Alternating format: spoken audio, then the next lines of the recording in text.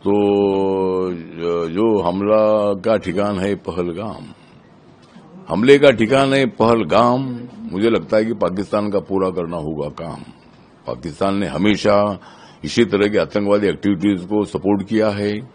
पाक व्याप्त कश्मीर का उपयोग करके आतंकवादियों को ट्रेनिंग देकर यहां भेजकर यहां अनेक बार मतलब हमारे आर्मी के साथ, बीएसएफ के साथ, सीआरपीएफ के साथ इनका संघर्ष होता रहा था। लेकिन 370 आर्टिकल हटाने के बाद वहां पूरी शांति मतलब कश्मीर में थी।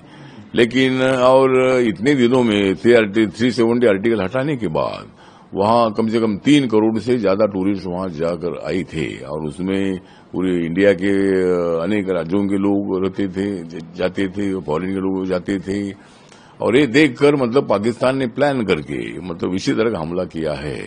तो मुझे लगता है कि पाकिस्तान को शॉक देने की आवश्यकता है।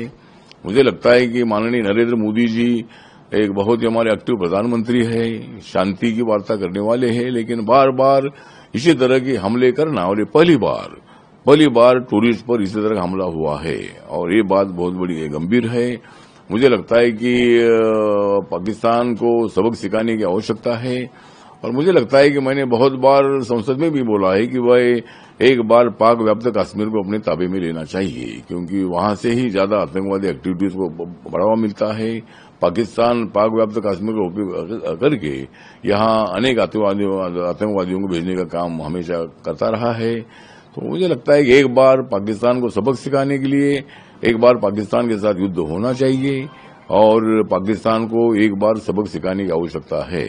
दूसरा मुद्दा यह है कि जो अपोजिशन है, ये अपोजिशन इसमें राजनीति करने का प्रयत्न कर रहा है।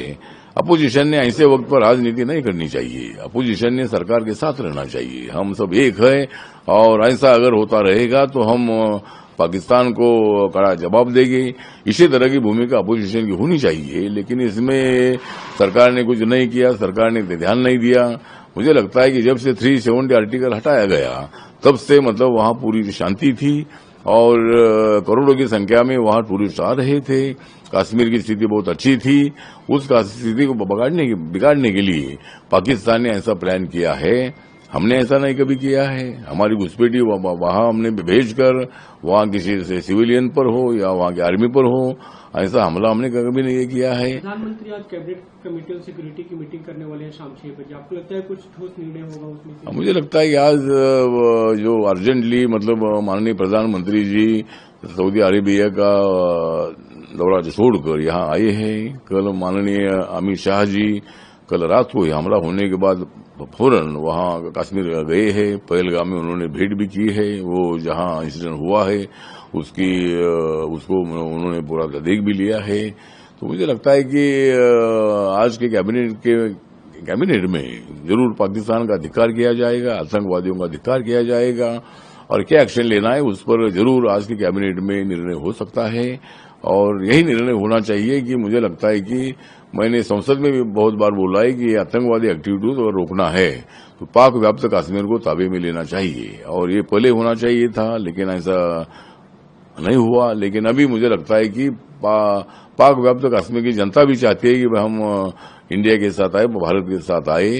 तो इसीलिए मुझे लगता है कि जरूर आज की मीटिंग में एक अच्छा निर्णय जो है, जो मतलब कश्मीर में जो भी घटना घटी है ये दोबारा ना घटे, उसके लिए आज के कैबिनेट में एक बड़ा निर्णय हो सकता है, ऐसा मुझे लगता है।